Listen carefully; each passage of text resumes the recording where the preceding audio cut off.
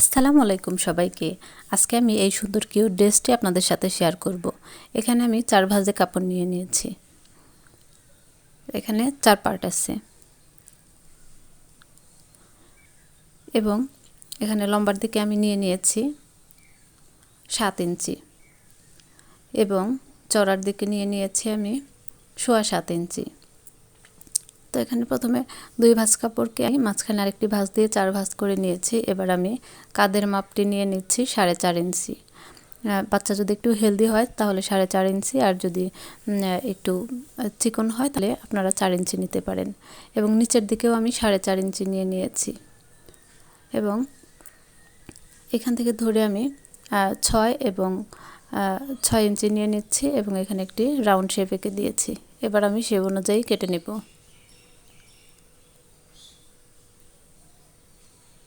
তো আমি কেটে নিয়েছি।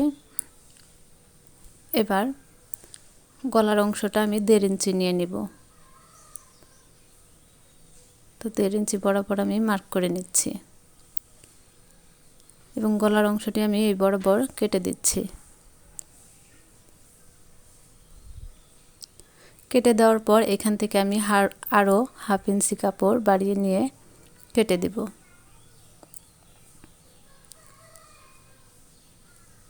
দেখুন এরকম হয়েছে। আমি আরেকটি পার্ট সরিয়ে নিচ্ছি। এবার আমি পাইপিংয়ের জন্য আড়াআড়িভাবে কাপড় কেটে নিয়েছি এবং এভাবে আমি চারপাশে আমি হাতায় বসিয়ে দিচ্ছি এবং সেলাই করে নিয়েছি। এবার আমি ছোট ছোট করে কেটে নিচ্ছি। 4টি অংশে আমি ছোট ছোট করে কেটে নিচ্ছি। এবার এভাবে মুড়িয়ে আমি পাইপিং করে এখান দিয়ে সেলাই করে দেব। তো আমি সেলাই করে নিয়েছি এবং গলার যে উপরের অংশ আছে এখানে আমি চিকন করে আবার সেলাই দিয়ে দিচ্ছি। চিকন করে ডাবল ভাঁজ দিয়ে আবার সেলাইটি করে নিচ্ছি। তো আমার সেলাই করে নেওয়া হয়ে গিয়েছে। এবার আমি বেল্টের জন্য কাপড় নিয়ে নিব। তো এখানে আমি 2 পাট কাপড় নিয়ে নিয়েছি। কাপড়ের লম্বাটি হবে 2 ইঞ্চি এবং চওড়ার দিকেও হবে 13 ইঞ্চি এবং এটিকে আমি মাঝখানে ভাঁজ দিয়ে সাইডে আবার সেলাই করে দিব। তো সাইড দিয়ে আমি 2টি পাইপিং করে নেব সেলাই দিয়ে।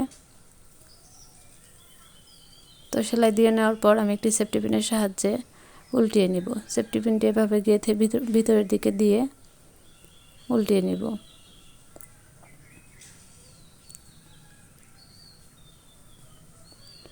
তো এবার ভিতরের দিকে অল্প অল্প করে দিতে হবে এবং নিচের দিকে ধরে টেনে টেনে এভাবে বের করে নিতে হবে।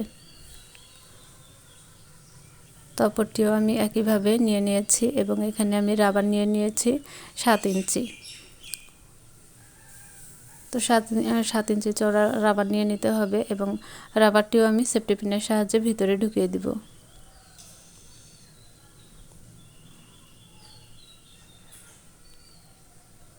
তো সেফটি পিনের সাহায্যে ভিতরে ঢুকিয়ে দেওয়ার পর 2 মাথায় আগে সেলাই করে নিতে হবে যাতে রাবারটি ছুটে না যায়।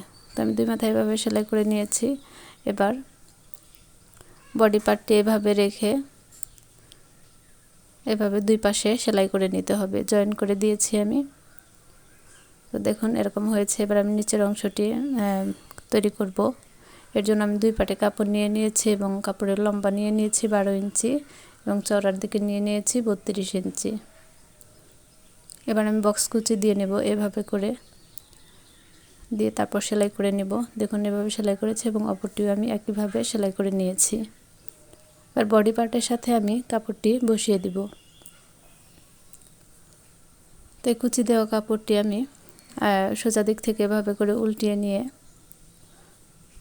তারপর এখান থেকে ধরে সেলাই করে দেব এবং অপর সাইডেও আমি একই নিয়মেই সেলাইটি করে নিব।